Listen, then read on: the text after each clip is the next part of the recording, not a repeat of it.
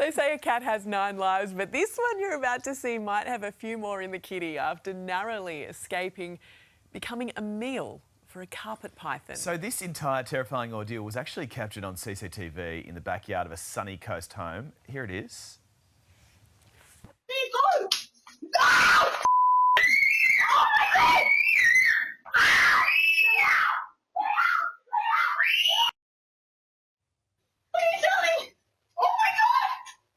Oh, that's frightening.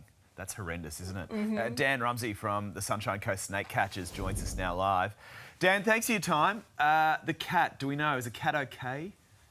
We know at the time there was no significant injuries, but obviously the cat was very shaken up. But of course, we just want the best for the family and, of course, their beloved cat. And also, too, the snake wasn't harmed in any way. So the snake was later released by our big boss, Stu. OK, so tell us how this all happened. So if you think about pythons, large pythons, you know, they feed on small mammals, anything up to the size of a brush-tailed possum. So small dogs and cats obviously can fit into that category to a degree. So it's just something to be aware of. Now, it doesn't happen all the time, and obviously it can go both ways with domestic animals obviously killing wildlife as well. But it is something just to be aware of because it can happen. And I've seen a few cases of it in this season, and probably the worst one I saw was actually a carpet python wrapped around a border collie puppy, and the puppy was dead. So that was pretty hard to see for someone who obviously very passionate about snakes and loves snakes, but also too, I love nothing more than my dogs. Oh, my sister has a carpet python that sort of lives in the roof of their property. Let it stay in the roof. Yeah. So are we finding more snakes around at this time of year?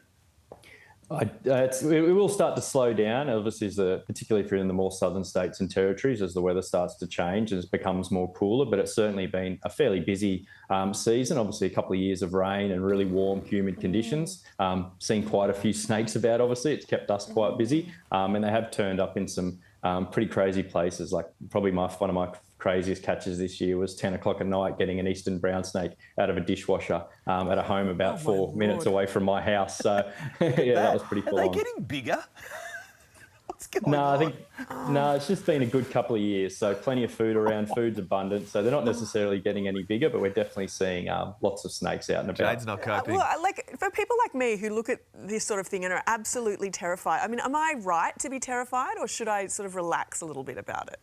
I definitely think relax. Like, we've got a great record in Australia in terms of managing snake bite, and I can see the clips on there are all from the reptile park where I used to work, and obviously there's a lot of reasons why we do have a lower count of snake bite. The best thing all you have to do is remember is they don't really want to come near us, so just give them plenty of space and they'll do the same for you, and always know the first aid procedure. And in case of a pet, if you suspect your pet has been bitten by a venomous snake in particular, always act really, really quickly. The quicker you seek veterinary advice, the better it will be for your pet. There's no doubt about that. Hey there, Today fans. Sarah and... What's my name again? Oh my God, Carl. Hey, thanks for watching our YouTube channel, though. Subscribe now for more news, special reports and amazing Aussie stories. And Carl misbehaving, Whoa, of course. That never happens. Always happens. What's she talking about?